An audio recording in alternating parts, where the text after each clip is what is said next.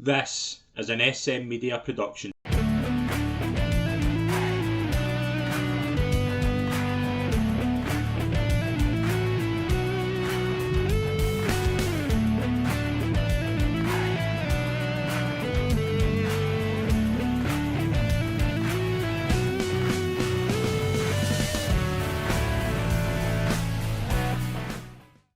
Hi folks, and welcome to the latest episode of the Celtic Report right here on SM Media. I'm Scott McPike. It's always a pleasure to be your host, and I'm delighted to welcome our special guest this week. He's been on the show before. It's a pleasure to welcome back Martin Crawford. Thanks for having me on, mate. Cheers. It's a pleasure, mate. We planned these in advance, so I'll apologise in advance for we're not talking about a better result and better circumstances, but probably as good a time as any to discuss a lot of the things we're going to talk about here. Yeah, definitely. I think full time the emotion was, not a good one. It was pretty hard to draw any positives about the overall season. And obviously I've had a day since to kind of get over it a little bit and maybe look at it a little bit more and watch the game back. But compared to the last time I came on after the opening game against Ross County, I mean, it just feels like a world of a difference. You know what I mean? It's a lot has changed.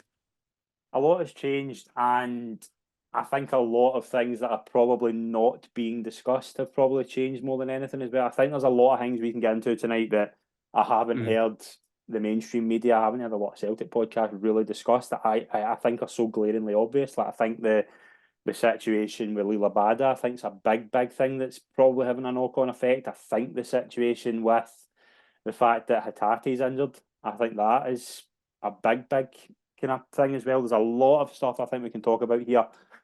But Martin, I think the biggest thing, there is just a disconnect. And I think when you've got that, when you're the manager, the board, the fans, and I think the players as well, when they're all in different hymn sheets, it just doesn't work. And we're seeing this again. I think Celtic have just kind of slowly sleepwalked through the season in terms of the league. Like there's not been really many standout performances.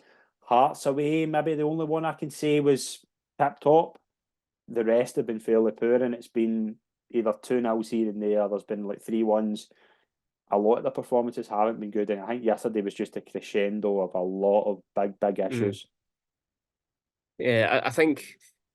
I mean, what the one thing you're crying out for if you want to win titles is consistency, and that is the one thing this season hasn't been. Every time it feels like we've turned a corner, you're let down by the next performance. Um, every game at the moment. I mean, I feel like even though it hadn't been a perfect season since the new year, it feels like a new low.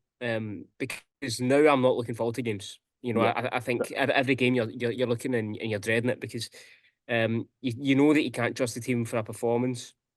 It's really unpredictable, and obviously coming out at the weekend, it was a poor performance. But going into the weekend, Rodgers had spoke in midweek about how he felt about the results. So he said like, "Oh, it was a little bit smug, wasn't he? He was talking about the fact they would won 7 and 8, but everybody that's been watching the performances has been like, it feels like they're papering over the cracks. I actually thought Chris Sutton spoke pretty well before the Rangers game today, and he said that they weren't fooling anyone with the performances. There are glaring issues in the level of performance this season that have remained unaddressed for the entire season. And some of them are to do with the quality of the squad, as you said. Hatate's been a significant injury, Carter Vickers as well. And our overall recruitment strategy had seriously damaged the level of the squad. I mean, I have sympathy for Rodgers in that respect, but some of the issues are tactical as well. Some of that for me is where the sympathy for Rodgers goes, because I think the squad available to him is capable of much better results. It's certainly much better performances too. Yeah. And his team selection and squad preferences have been at times questionable. At worst, they've been, to be honest, I've not been able to understand them. And you couple that with the sort of baggage that comes with Brendan Rodgers, with his sort of media handling and the mixed messaging. He contradicts himself a lot, and it just feels like a lot of the things that Leicester fans spoke about. It feels like the Brendan Rodgers of the last season before he left. That's what it is to me. Yeah, 100%. And but because he's not a new voice, he's not a new manager. We've kind of worked him out. We know him well. Yeah. And it's really, really difficult, I feel, to see, the kind of Rodgers and the kind of era that we hoped this would be when we brought in. I can't see that happening now. Too many things have changed. Too many things aren't working. His relationship with the board, his team selection, his tactics. It really feels like, I mean, the sort of worst case scenario that you could have imagined when he came in. That's exactly what's happened. I really couldn't have seen it going much worse as a managerial appointment. Right, in terms of obviously the game against Kilmarnock, obviously it was as you said, the results have been good. Performances haven't been, but results 7 and 8. Rodgers was very vocal in what he said during the week. One thing that stuck out was this was a media flare up in terms of they're wanting to paint it as a crisis. It's not anymore a media flare up. This is a real. It is, whether it's fair or not, it's a crisis, and it's a problem. And the buck stops the manager, and we'll get into an overall point I want to make later on. But I think the lineup was probably quite well. I think. Well, I thought it was what it was going to be. Wasn't surprised in the slightest that Greg Taylor come back in. I thought he would stick with Stephen Welsh, and I thought the two up front against St Mirren worked fairly well. I thought Ida and Kyogo had a bit more with them in terms of service, and a bit more in terms of kind of space. Didn't have to cover as much space, so I fairly understood why he stopped with the two up front and Taylor straight back in. I think after the end of the game, I think anybody with two eyes could see Taylor's a number. Taylor at half fit has to play in front of who come on. I completely agree. Taylor is such an important player. I think he's a pretty underrated player. In terms of the role that he has, and as you say, it was the turning point in the game when Taylor came off. And just in terms of the team in general, I thought Bernardo would come back in. Rodgers ahead of this one game had said that the sort of thing with Ida and Kyogo was something that he was trying, and he knew that he could maybe turn to in games, but he wasn't maybe going to start like that very often. But it didn't work out that way. He stuck with it, and I thought it was maybe a little bit harsh on Bernardo, given the upturn in performances that he's had since kind of late December. But certainly, in terms of the rest of the team, you're not surprised. If it was up to me, I wouldn't. I'd probably have Mike Nawrocki in the team. I think he's a player that he's lacking minutes aren't massively justifiable when you look at the performance level of Scales and Welsh. But other than that, it wasn't a massive surprise. I just thought one of Ida or Kyogo would drop out. First kind of 20 minutes, again, it feels like we're doing these podcasts kind of the similar structure every week, but first 25 minutes, Celtic just play some really good stuff. There's just no real cutting edge, and there's a few chances like Palmer. I've said a lot on here. I don't know if you agree. I think Palmer, I think the players, I think if they're in any worry, get the ball to Lewis, because he's the only player that can really create something. I think that's been really identified in the past few weeks. And I think a lot of defenders are catching that on as well. I would love to know the stats and how many touches Lewis Palmer had in the first 30 minutes, because every single time Celtic get beyond the halfway line, it was get the ball to Lewis. And defenders have seen through that. I thought Palmer was, he had definitely one of his worst games. But there's too much on him, struggled. I think, though. Do you not agree? I think there's way too much. Yeah, it's the left side as a whole. It's the left side as a whole. So you got, once again, because Taylor comes back in, we're better at progressing the ball up that side. And there's a lack of bravery in the way that we build up, so we don't build it up that quickly, and that is where the burden comes from on Palmer. So when he's getting the ball, we've got plenty of bodies forward, but we don't have any rhythm or tempo. So No. I think it's one of the big differences between this season and last season. So when we're building up, if there's zip passing, if there's clear options for the centre backs, they play the passes quickly, but they don't. Part of that's because they have a lack of ability, but also because of a lack of movement, a lack of structure. It's a little bit different, the shape of the team, even though Rodgers says we're exactly the same tactically. There are a couple of changes, and it's a different type of winger than what we've had in the past. Lewis Palmer, he's got his flaws, but he's also got his serious strengths, but he's not good enough for your team to be overly relying on him, because he's not Jota. Jota was the type of player that you could give. He was an unbelievable crosser of the ball on both feet. He could beat man, 1v1, he was outstanding. Lewis Palmer was fairly, he can go on the left, but he always wants to get around the right. He wants to get shots away. He shoots a lot. And but you compare him to Daizen Maeda, it's two completely different wingers. But you know, it used to be Maeda on the left, and him and Taylor were pretty good at linking up because Taylor was good at picking out that run that Maeda could make in stretch teams. Yeah. But he plays on the right now where he's either got Johnson or Ralston, and they're not quite as good at picking that out. They can do it. Like I didn't think Ralston was glaringly terrible, but that's why you can feel the sort of burden on Palmer because it's all down the left hand side. And as well, when you take a midfielder out and Kyogo and Ida, aren't quite used to playing with each other, then you're naturally going to have less options for someone like Palmer to work it back across because when they're both in the box, their movement is good, but it doesn't feel like a strike balance. But it feels like Kyogo's kind of playing as a half midfielder, half striker, and I'm not sure if that's an experiment that we should continue with. But Palmer really struggled in the first half. Like he's got that in, he's got a shocker in him. I can understand why he was hooked, and he's a good player, but he's not a good enough player to be completely relying on for most of our attacks. No, absolutely not. And I think that's the thing as well, is that you mentioned obviously an interesting one with Maeda. We know what Maeda can do, and I think Maeda going off as well, I think was a big reason why Celtic lost the goal, because I think that protection was vital to the fullback in the second half, and probably some we'll touch on later on, but they are different wingers. Do you know what I mean? I thought I kept saying it a couple of seasons ago when Giakoumakis was there. I thought at times the chemistry between Jota, Giakoumakis, and Maeda was very good and very underrated because of what Kyogo brought. But you had Jota, who was your flair player, Giakoumakis was your finisher, and Maeda was your workhorse of the kind of front three. That's gone now. Do you know what I mean? Jota's been a big miss.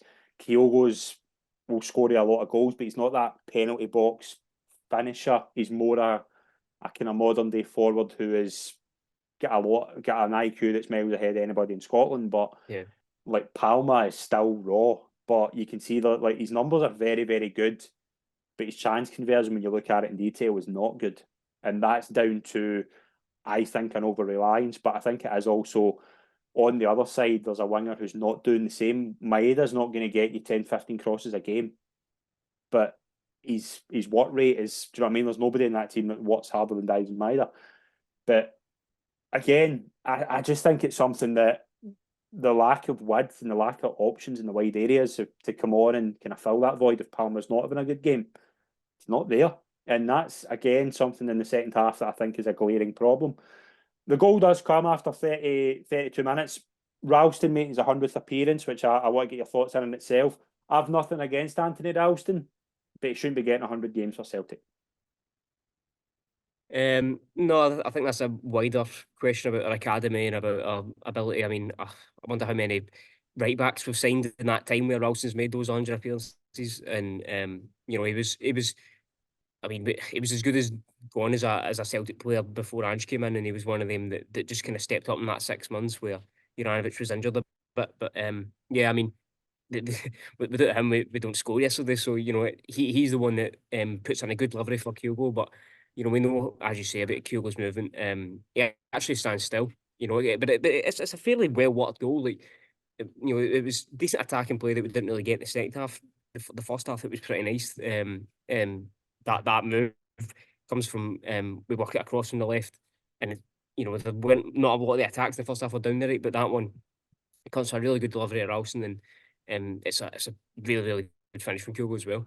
And I know there's been talk about Kyogo's form, but really for me, it's not as if he's magically lost the ability that he showed so consistently over the last 2 years. I think there are wider problems in the squad that are leading to his numbers not being as good.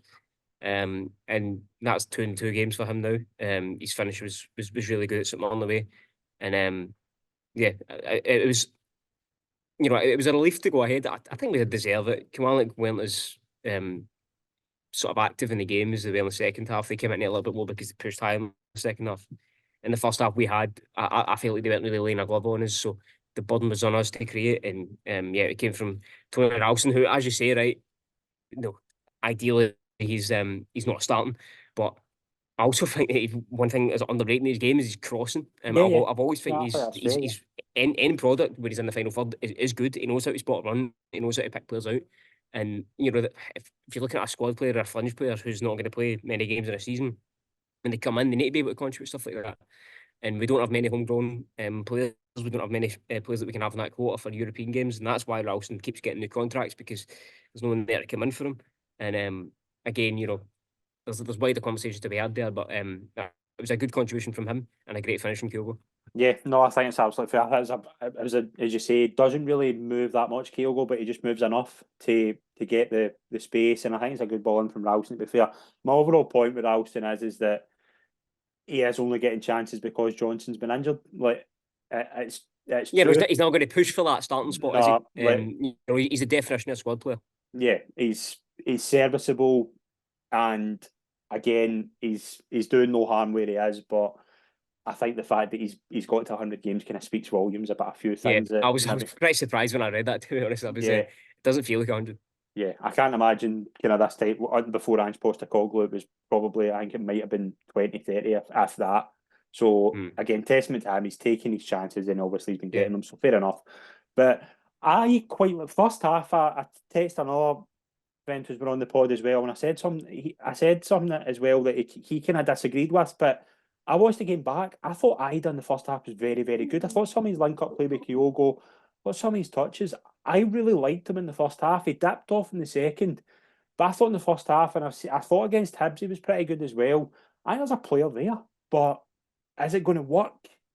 Do you know what I mean? Is he going to get enough time? Is it too toxic a situation for somebody like him, who probably isn't the fans' choice and who they wanted in January? But I thought he's been fairly fine since he's been in. I think there's two separate things with Ida. It's him as a player and the signing of him. So we brought him in with, when I heard it, I was a little bit kind of confused. But when it first came out, it was as if we were going to have an option to buy. But then when you hear that it's just a straight 6-month loan, you're bringing in a guy who, I agree. I think the first half, from what we did, he wasn't that involved in the game, but when he was, his touches were good. He clearly has a striker that has link up in his game. I see why Rodgers rates him. I mean, Rodgers really, really rates him, doesn't find what he says. There is a really, really top striker in there. But it's the fact that we're bringing him in for 6 months. He's going to take minutes that previously would have went to O. I don't think he's light years ahead of O. He might have some parts of his game that O doesn't have, but O's a player who's always excited me. I've always been comfortable with him as the second choice striker. When if you look at his minutes per goal when he does play, it's good. It's better than Giacomakis, who he's come into place, and he's a young player. It's not about Ida's ability, because when he is in the team, we don't, it's not as if he's an inferior player, but it's more a case of when you're having that second choice striker. I know he's playing with Kyogo, I suppose, but the fact that they brought this guy in as a kind of stopgap 6-month loan signing, it smacked of desperation, and it didn't really make sense from a squad build perspective as well when you're taking minutes away from Mo. And that's why this negativity came from, because the support were so confused by this transfer business. Do you know what I think it is as well? And I think a lot, again, it's probably one of those things that haven't been spoken about enough.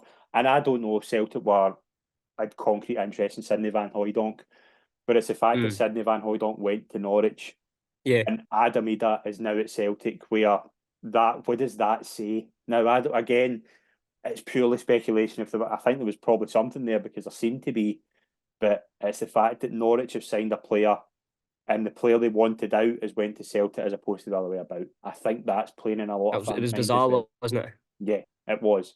And that just, again, is another fuel in the fire of what's going on at the moment, and another reason to really kind of question what's going on. Second half, I don't think anybody was surprised that Palmer was replaced. Yang come on. And again, Yang is one that, again, will baffle me, because you can see at times that there's a player there. I think he's a classic example of a player maybe in 18 months that might turn out to be a fairly decent off the bench player, but he's not ready to be what Celtic want him to be. And that's where Celtic are at. See, when you're bringing in a player like Yang, who clearly has ability, you're not wanting him to have the burden that he's had so far, in terms of he's playing games where we're not playing well, we're not creating much, no one else in the team is creating it. There's too much of a burden on him. Ideally, you're bringing him on when you're 3-4-0 up, you're strolling, and you can give him half an hour at the end to do his thing. But the big issue with Yang is that there's been, we basically need him to be something that he isn't yet, and he absolutely can become that. But you begin to question what this season will have actually done for his development, because I remember, he was had a good performance against Aberdeen. That was probably his best performance, the 6-0 game, and then you go into the St Johnstone game not long after that. He started and he got hooked at half time because he really struggled in that first half, and then he was at the picture, and that's going to damage his confidence. It's stuff like that that it makes you question. I would maybe bring in too many of these project players, because what's happening now is that we're relying on them when they can't produce for us yet. Um, I still have a good feeling about him. I wouldn't have been surprised if we loaned him out in January, but we loaned Johnston out as well. And I think that's because Rodgers prefers Jan to Johnston and thinks he's more capable of contributing. But at the end of the day, he's they're definitely, he's young. And last time I was on this back at the start of the season, I had a great feeling about him. I really did. From what I've seen him in his highlights in Korea, I thought he was a player who could be a top winger, and I still do. But again, it's the circumstances of the whole season. He's not the only one. I mean, he's played more than home, but again, we're not in a good environment to be bringing in project players in their early 20s who haven't played at a club like this before. And when we're in a title race now, there's a lot of pressure. The crowd are on our back in home games as soon as we miss a chance. It's not an optimal way to be developing players like Yang. Martin, I have been very, very vocal on here and a lot of other podcasts that go on in the network how impressed I've been with Matt O'Reilly this season. Like, he's been just kicked on to another level. But I think probably the past 7-8 games, that Rodgers is talking about, O'Reilly's been a non-factor. Yeah, it feels a little bit like last season where he isn't impacting games. I mean, he isn't having stinkers. He can still pass the ball to a teammate, but we know that he's capable of more than that, and it's becoming a bit of a cycle with O'Reilly, because he was by far and away player of the year. Atletico Madrid were in for him, and nobody was really surprised. We were like, of course he can go and play with him. But since then, there's been a wee drop off, and I think we shouldn't rush to criticise him, because I still think there are much bigger issues elsewhere in the squad, and we know that we can rely on O'Reilly. And as well, when we weren't playing well in some other games in the season, he was probably the one player that did step up. That was why for me it felt like he was, as it stands, he's clear player of the year, because in games where other players were stepping up, he was the one who was, even though he's still a young player. But again, I know that we're still missing Hatate, and the midfield isn't first choice, but it just shows how quickly the level can drop off. Well, it's been a big reason why we've really struggled in the last few games, because when he's scored 10 league goals this season, and if he drops off in that form and you're not getting that anymore, then no wonder the attack's drying up. And he was taking a lot of the burden off of the strikers and the wingers, and if he can't do that, then it's a case of who else is going to step up. But I'm not going to rush to criticise him, because I know that next game he could come out and score a brace. We know that he's got that in his locker. There's no sort of doubt there. Whereas with other players, you're questioning, are these guys going to be playing for us long term? Whereas in O'Reilly's case, it's more a case of we expect him to leave in the summer, because we know he's capable of playing at a higher level than Celtic. See, the thing that gets me as well is, and I saw a lot of people getting on at O'Reilly, and I do agree that the past few games watching Celtic, he's not been at the races, but I think there's a real lack, and maybe not just Hatate, but you've got a likes of Awata in the team in the bench yesterday. He could have been on there for the last half hour, probably could have been on for the start in retrospect, and just brought a kind of balance to that side and allowed O'Reilly a bit more freedom. I think with McGregor and O'Reilly in there, and nobody really, like Hatate would do a lot of the kind of donkey work, and even Bernardo when he was in the side, and Bernardo came on and did fine, missed a big chance, but there seems to be, McGregor and O'Reilly seem to be missing that support in the midfield, and I think that's been a big thing I've noticed recently. Yeah, because there's been chat about McGregor's level of performance as well, and it feels like you do need better team players to go in there around them. And listening on Awata, I agree. I mean, for me, Bernardo's kind of stepped up, but for me, Awata is a fourth best midfielder.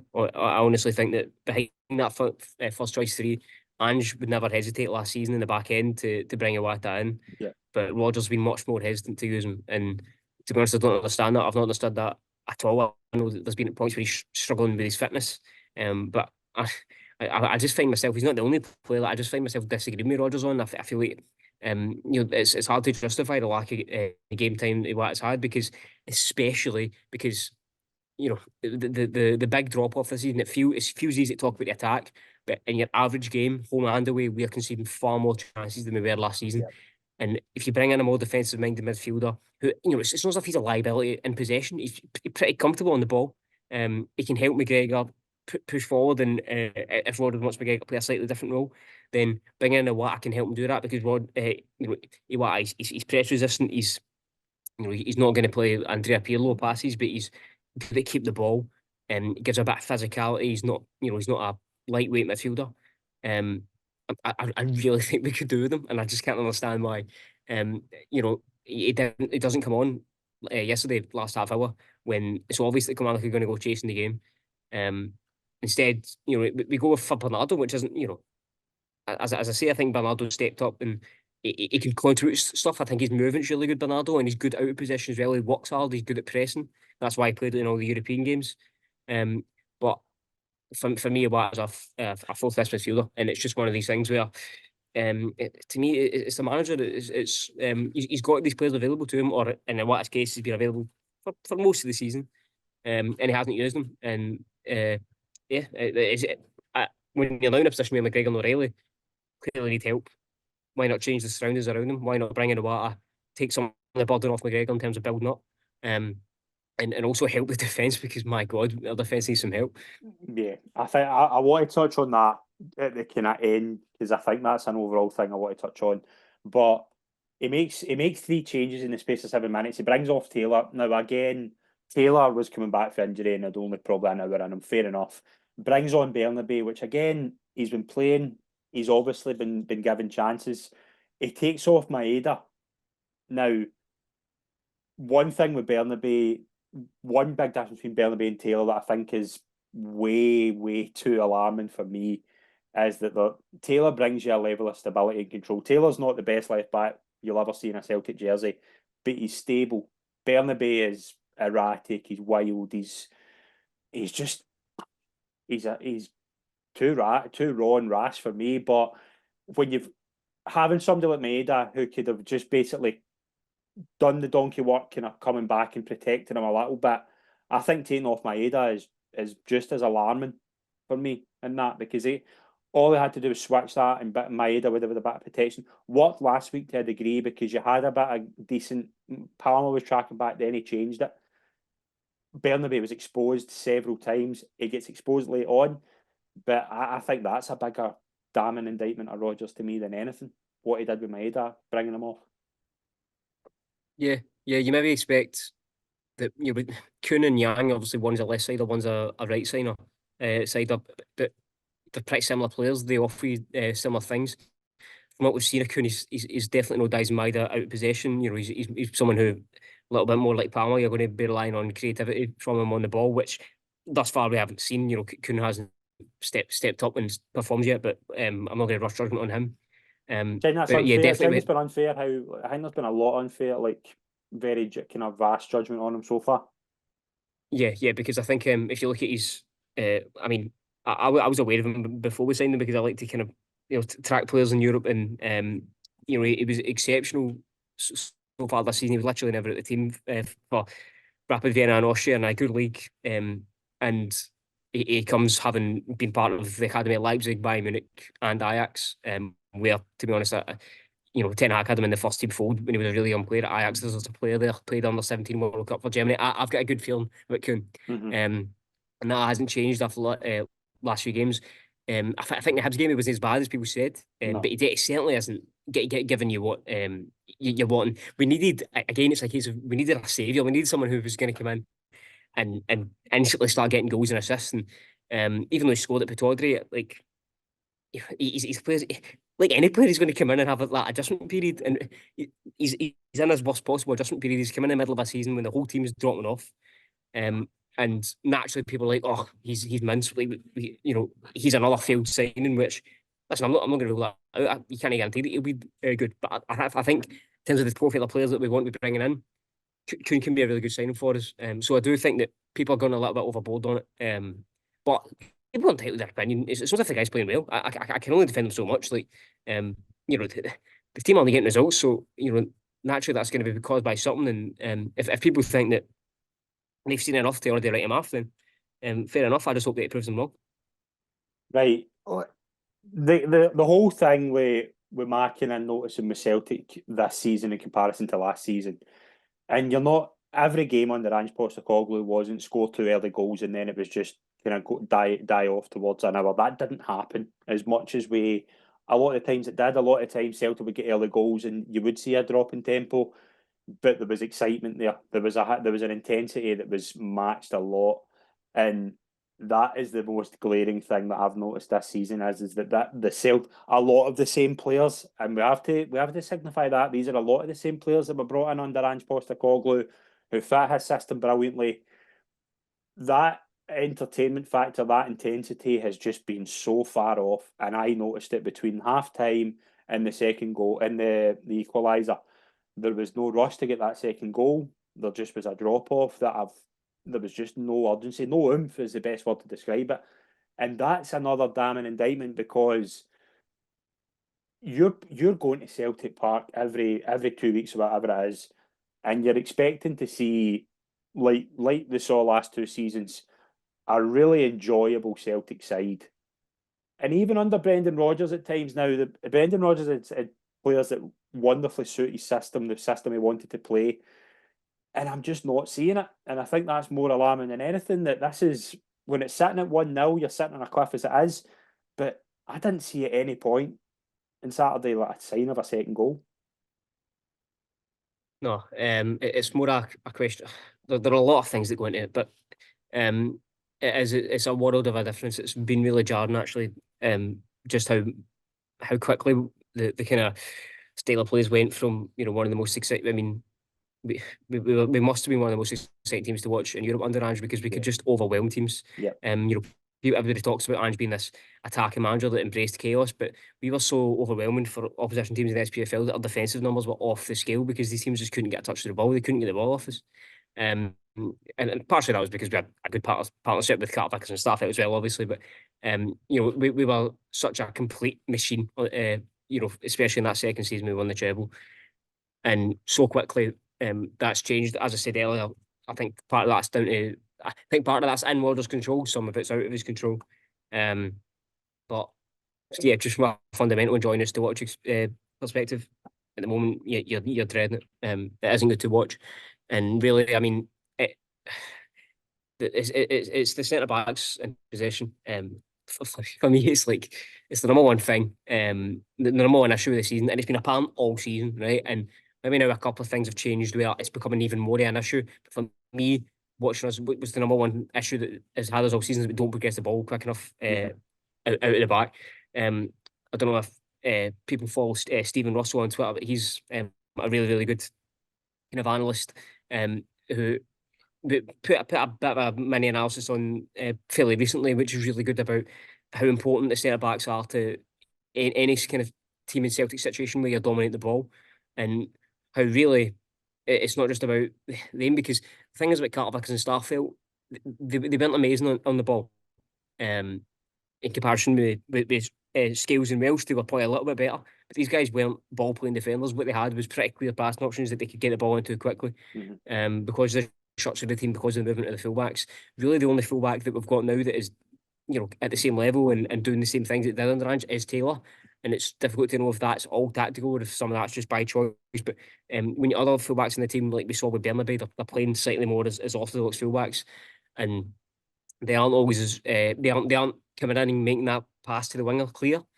And how often do we see that under Ange? It started attacks all the time, where the pass was clear for Starfelt or Cartbackers to go out to the winger, get them on V1, and the movement would be rapid, and it was amazing to watch. I mean, it didn't, we can't kid on like every game we won 5-0. We also had an amazing mentality where we were able to go right to the end of games. I think we looked fitter under Ange than we do now.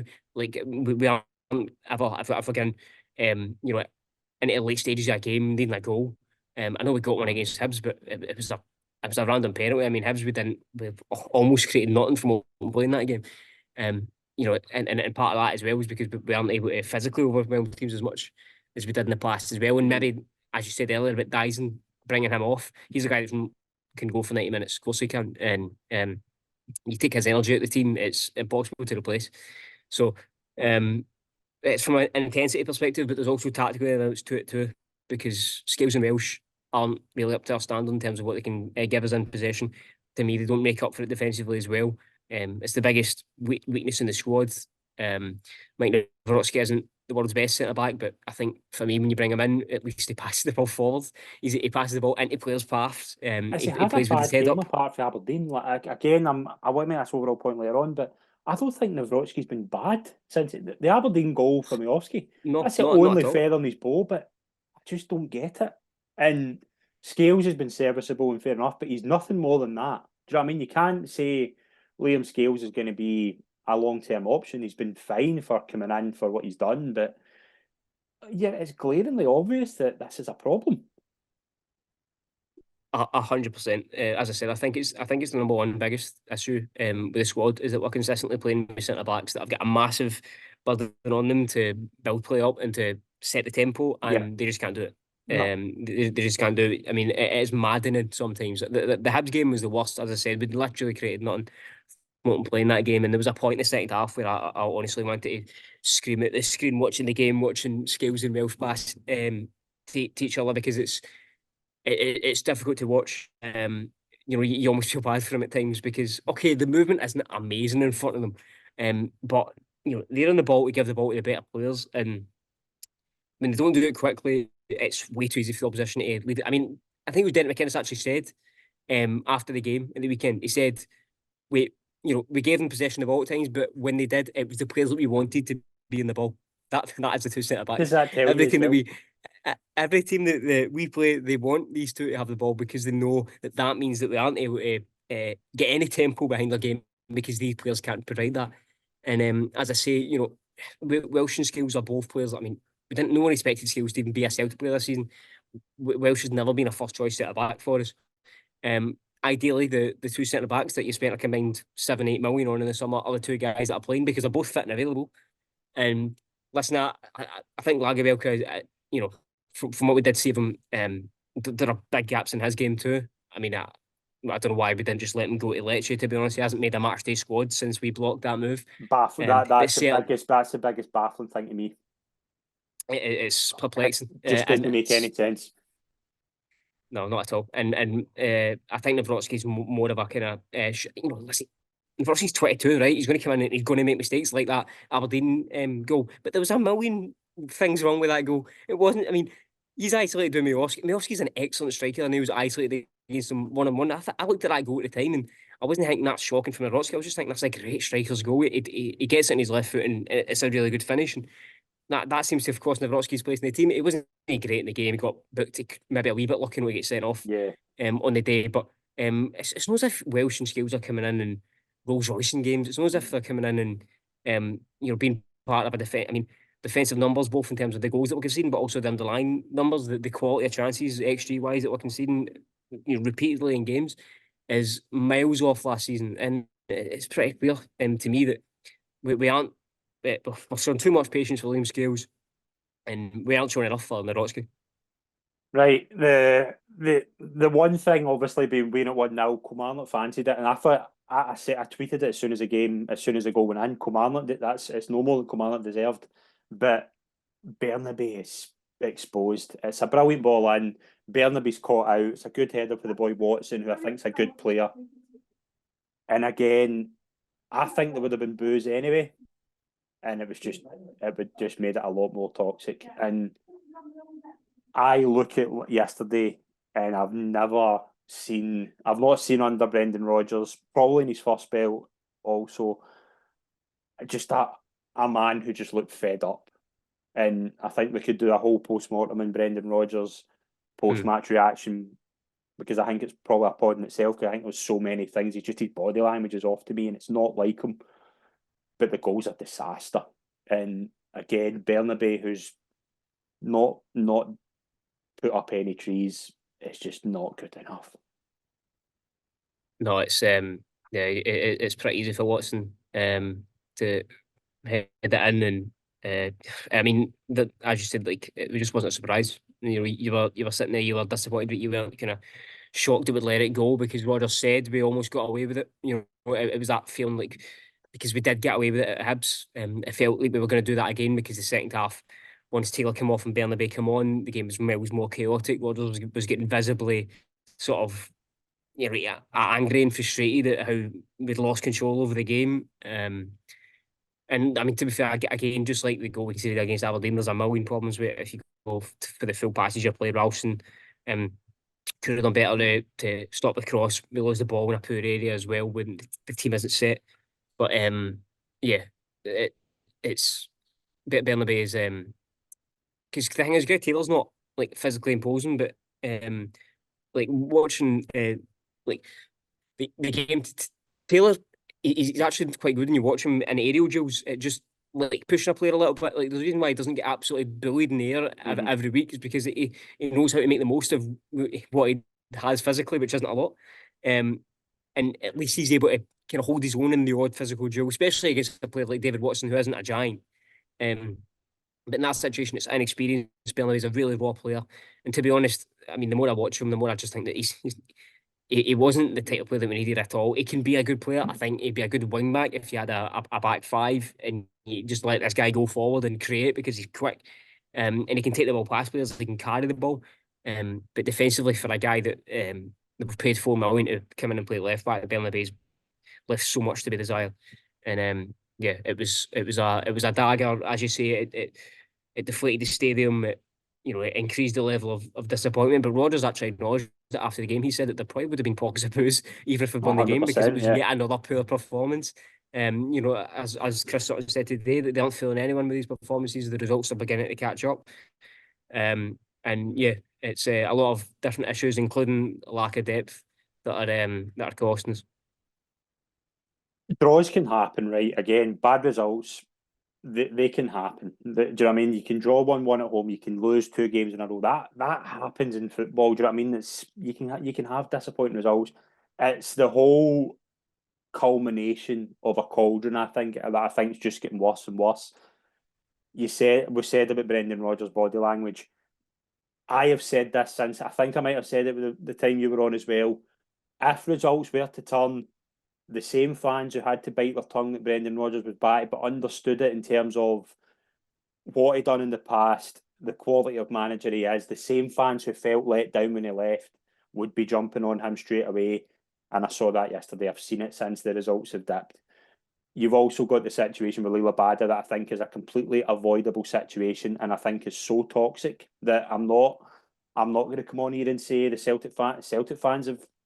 I'm looking at yesterday thinking that game is screaming out for Lila Bada, and he's not there for reasons that have nothing to do with football. That he should be able to play the game. That's a completely different thing. But I'm looking at that yesterday going, Lila Bada should be on that park, regardless of what's going on. You've also got the thing you mentioned. You've got Stephen Welsh and Liam Scales, and you spent £7 million in 2 centre backs. Gustav Lagerbielke was meant to be on the way to Leicester. And this is a quote from Brendan Rodgers. We've kept him here because of Carter Vickers' injury. What does that tell you? That tells you that Carter Vickers is injured, so therefore Lagerbielke is back in and he's going to play. He's nowhere near a squad. He's fully fit. Nawrocki made a couple of mistakes. I thought it's been pretty solid apart from that, and he's nowhere near it.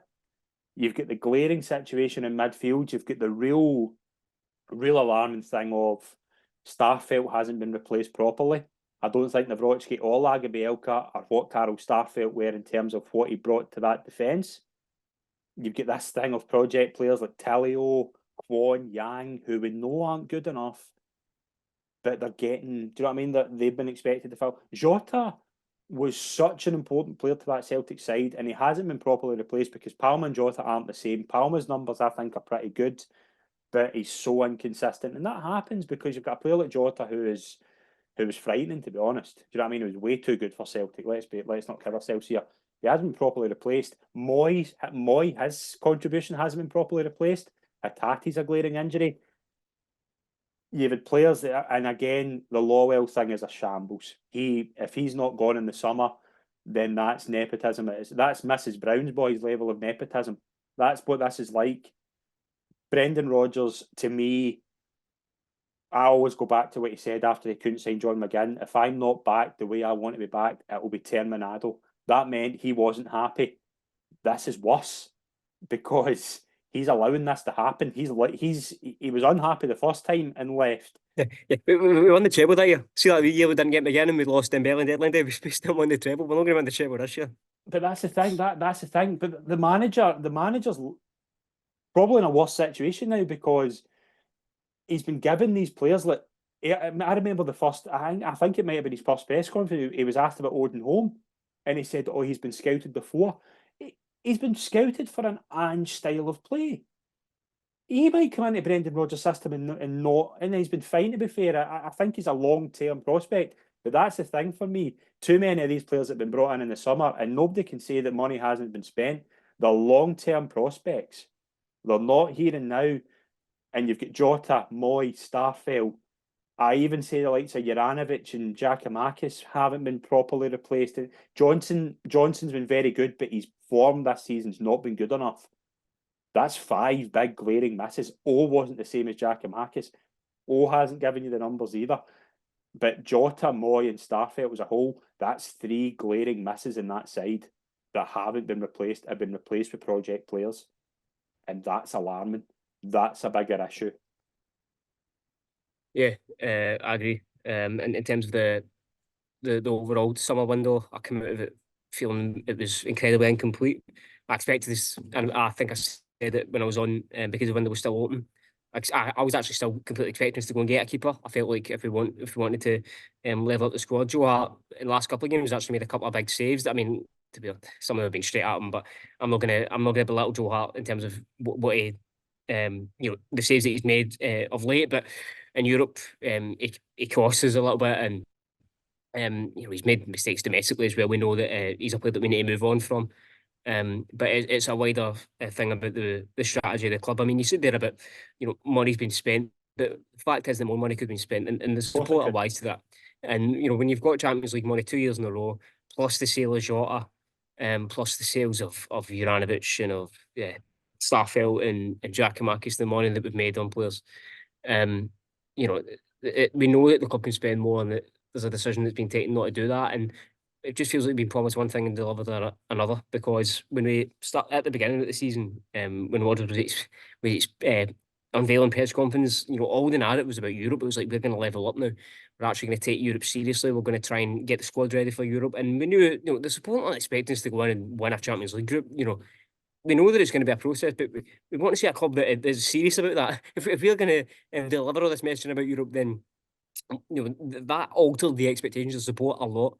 And what we got is the opposite. We're getting a team here that doesn't even look like they're going to win the league against a Rangers team that they've been very improved under Clement, but this isn't a Rangers team that is overwhelming us and overwhelming the league. They're they've got their issues as well. Celtic beat them twice and they're behind. That's dangerous because that says it shows that you can't play against the teams that are going to be playing most weeks, which is teams that are coming to Celtic Park. And deep that wasn't the case. That wasn't the case last season. Look at the win and runs Andrew on last season. He was brilliant against the other sides in the league. Yeah, as I said, he was able to overwhelm them. He had a lot of quality, but we also had an outstanding system, an exceptional system. Now we've left us. I mean, like, if you'd have told people, like, when we were all talking about this European stuff and we were getting linked to players like, Fabian Raider and Adon Yashari, or these really, sort of glowing European players, no one's expecting Celtic to go and beat top European teams to these players. I know that Raider ended up going to Rennes in France. I can excuse that, but it showed that we were shopping in the right markets. Lovakovic as well, going to Fenerbahce. The boy Merlin, they're going to spend. Marseille.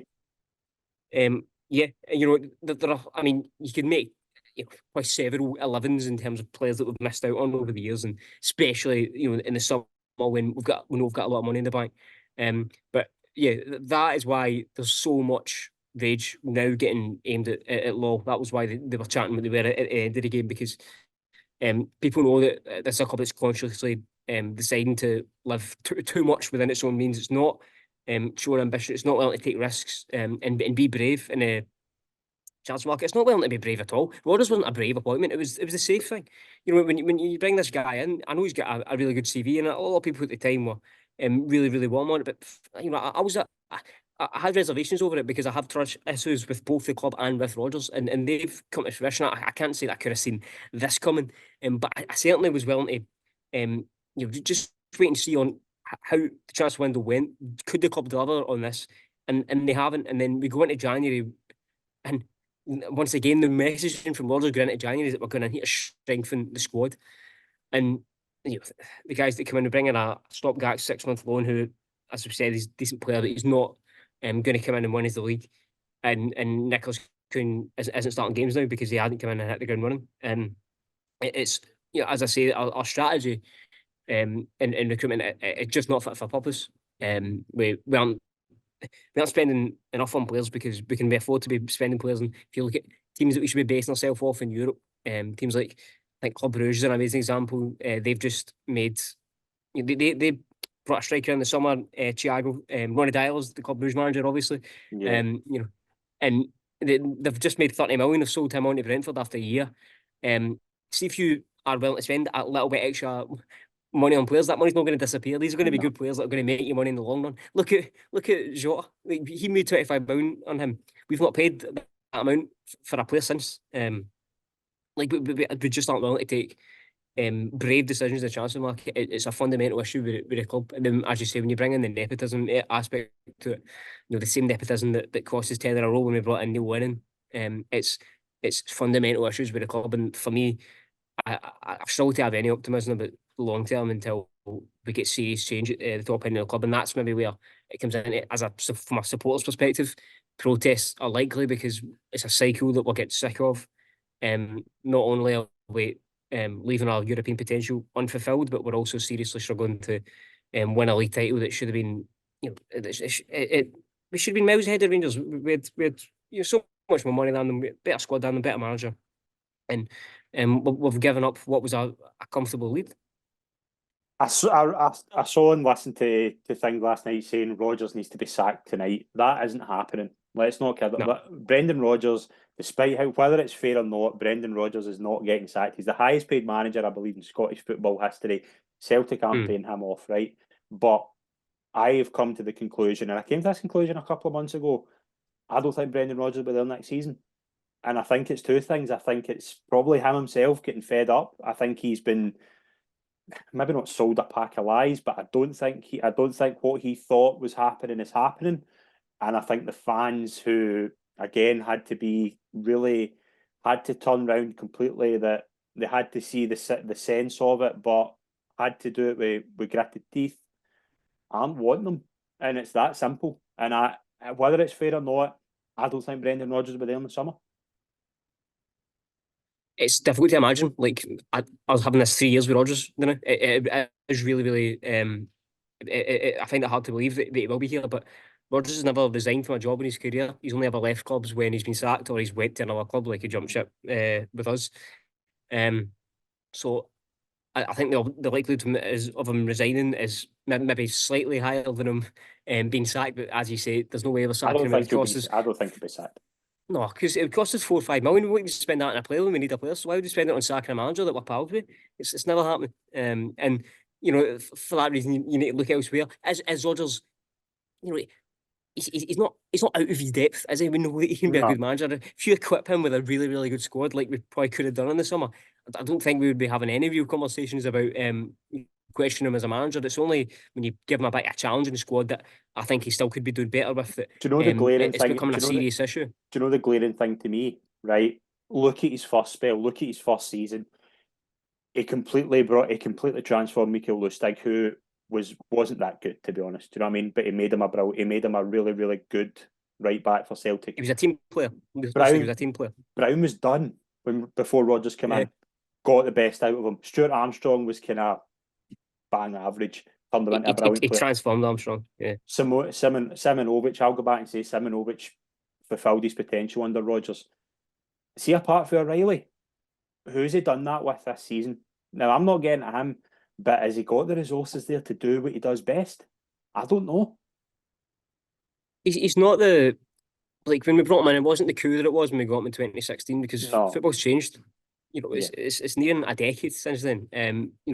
Football moves on, a lot of things change, and naturally it catches up with some managers. I don't think he's bringing any new, fresh tactical ideas that are going to take anyone by surprise the way that Ange did when he came in. Ange was an unknown quantity. That's it's not something that Rodgers can control. But if you are going to make that decision to go back and have someone that's already there, then there is a little bit of expectation there that is going to be fulfilled, that with the squad that we've had, that he is going to improve players. Because that's one of, I mean, you're looking at his CV, if he's getting into any job interview, he's going to say, look at the players that have improved, the players whose careers that have changed at Celtic, Leicester and Liverpool. But yeah, he's come in, as you say, O'Reilly in a different role. He's really stepped up. He's had his best season for us. But and the thing is, I've seen people say that he's improved Liam Scales as well. But to me, when I watch him, I think he looks like an Aberdeen player. Even a guy like him who's literally never out the team. It's almost as if, I don't think he's performing at a level that is long term going to be even a Celtic player. I mean, it's talk of him getting a new contract, but I just think that's a real blind spot as well, that where the guy's literally never taken out the team, and guys like Stephen Welsh, who Rodgers is really keen to work with. But it's more of, it's rather than players improving, it's actually players dropping off, isn't it? It's guys like Kyogo getting nowhere near as much numbers. What I will say is that he's a striker who he relies a lot on service, and the service hasn't been as good. Alistair Johnson has been really alarming. Yeah, significant drop off. Sensational last season, and now he's nowhere near it. When he came in, people said that he was an upgrade on Juranovic, and I never quite agreed with that. I really rated Juranovic. I knew that we would miss him and we would struggle to replace him, but he did look like he maybe offered you something that Juranovic didn't in terms of his physicality. I also felt like Rodgers can be a more tactically flexible manager, and Johnson's played centre back sometimes for Canada as well. And if we were able to go to a back three, that you would maybe allow to do sort of different stuff tactically with Taylor and Bernabei, but that never really came to fruition as well. Instead, he's just been he's not looked miles ahead of Ralston, No. and that's concerning, as we said earlier. But when guys in that age, Johnson's at a good age to be entering these peak years, and you're expecting Rodgers to make them better. You're expecting Lagerbielke and Nawrocki to come in, and they're both in their early 20s. Even if there are things in the game that they're going to iron out, Rodgers is going to keep them in the team and improve them. That hasn't been the case at all. The performances now as a team are worse than they've been at any other point in the season. We haven't seen any improvement here. There's no positive trajectory. It's really worrying, as we say, but given that it's something that what you would expect from Brendan Rodgers. Right, the next two games, Martin, before we wrap up, the next two games are away to Motherwell and then home to Dundee. Now, on paper, you would think Celtic should get 6 points out of them. They're two trappy fixtures now. Yeah, well, the last time we went to Motherwell was an eventful one. With O'Reilly's last minute goal. It was again it was more of Lagerbielke's few starts for us. I think I think Motherwell are, they've had some really, really poor runs this season. I mean, they're one of those teams that they aren't Kilmarnock. Like, I think Kilmarnock are a really well drilled team. I mean, they beat us twice this season. That was a real game that I think I was worried about. But if we're in any way serious with a response, we should be getting out and winning convincingly against Motherwell. Fir Park's not one of those difficult places to go to. It's actually a pretty good pitch, tends to be at Fir Park, and we can go there and play some good stuff we have through the years. It's not a place where we've struggled. So I'm really demanding a good performance on Sunday. It's my birthday as well, so I hope the Celtic don't ruin it. And ideally, we're getting a. But the thing is, I mean, see if we do win and we go out and win convincingly, right? I'll be relieved. But is it going to feel like a turning point, or we need to see consistency? And we're constantly now at a stage of where we want to start these runs, where we should be looking to continue them. Yeah. We want to be stop, start, and you're constantly getting let down. Be a banana skin for us too. But certainly Motherwell away, I'm expecting a big performance. Martin, I wish it was a better pod to kind of subject to talk about, but I think we've done it well. I think it's been a hard one for us, but thank you very much for joining me, and enjoy your birthday when it comes. Hopefully it's a good result for you. Yeah, fingers crossed, but don't hedge your bets. But yeah, no, it's been nice to kind of chat over it. I slept on the result and kind of chat, spoke things through. It's not looking nice at the moment, but fingers crossed by the time I'm next speaking to you, it's a little bit rosier. Yeah, absolutely. Thank you very much to everyone that's tuned in, folks. There'll be no show next week as I'm away on holiday, but enjoy the hopefully 2 big results for Celtic coming up, and we'll see you in a couple of weeks. Thank you.